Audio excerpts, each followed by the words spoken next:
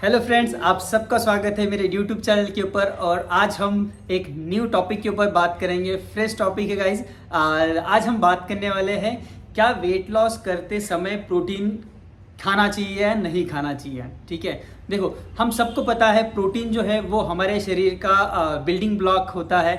और प्रोटीन जो 3 major macro nutrition जिसे बोला जाता है उसमें से वो एक है। जैसे कि 3 जो होते हैं वो है फैट, कार्ब्स और प्रोटीन। प्रोटीन वो हमारे शरीर को बहुत सही मात्रा में चाहिए होता है और डेली बेसिस पे चाहिए होता है। ऐसा नहीं है कि आज खाया और आगे 1 महीने के लिए खाने की ज़रूरत नहीं है, ऐसे नहीं होता है। क्योंकि जो प्रोटीन होता है वो हमारे शरीर में सिर्फ 24 आवर्स ही रहता है, उसका काम करता है और वो निकल जाता है। ठीक है, सो गाइस देखिए, पहले तो जानते हैं प्रोटीन खाने से हमारे शरीर में क्या क्या चीज़ें हो सकती है। ठीक है, जब हम सही मात्रा में प्रोटीन लेते हैं तो प्रोटीन हमें हेल्प करता है, ये फूलिंग और फुलनेस देता है, जैसे कि पेट भरा हुआ रहता है उसकी वजह से। देन जो भी हमारे मसल्स होते हैं उसको वो हेल्प करता है ग्रो करने के लिए। ये काफ़ी सारी चीज़ें हमारे शरीर में वो हेल्प करता है। ठीक है, जब हम वेट लॉस में जाते हैं और प्रोटीन नहीं खाते हैं तब क्या हो सकता है। तो देखो, जब हम एक्सरसाइज करते हैं हमारी कैलोरीज बर्न होती है और हमारा वजन कम होना स्टार्ट होता है। हमारे शरीर में 2 तरीके से वजन कम हो सकता है। एक है हमारे शरीर में जो फैट है वो बर्न हो जाए तब भी हमारा वजन कम होता है, और जो मसल है वो अगर लॉस हो रहा है तो भी हमारा वजन कम हो सकता है।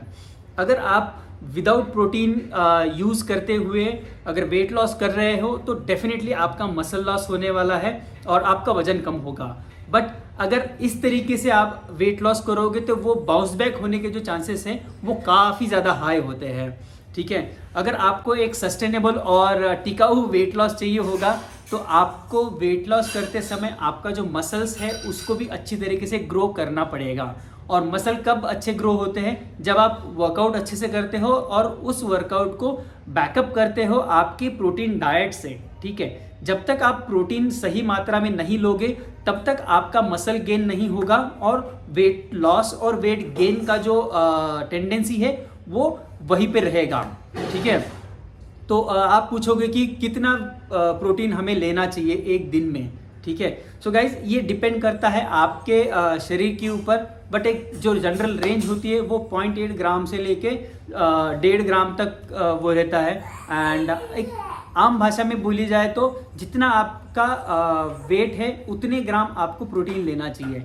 जैसे कि मेरा वेट 66 केजी है तो मुझे एक दिन में 66 ग्राम प्रोटीन लेना चाहिए। ठीक है, और अब प्रोटीन कहाँ से मिलेगा, तो प्रोटीन के काफ़ी सारे सोर्सेस अवेलेबल होते हैं। अगर आप वेजिटेरियन हो थोड़े तो आपको थोड़ा सा दिक्कत हो सकती है, क्योंकि वेज में थोड़े से कम ऑप्शंस अवेलेबल हैं।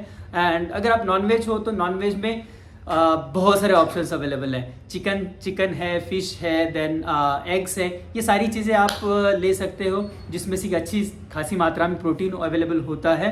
ठीक है, बट उसके साथ साथ आपको फैट भी मिलने वाला है, तो थोड़ा सा आप टेक केयर करिएगा जब आप नॉन वेज खाते हो तब। ठीक है, और वेज में भी काफ़ी सारे सोर्सेस अवेलेबल होता है, जैसे कि आपका पनीर है, टोफू है, डिफरेंट दाल है। वो सारी चीज़ों में आपको प्रोटीन मिलेगा।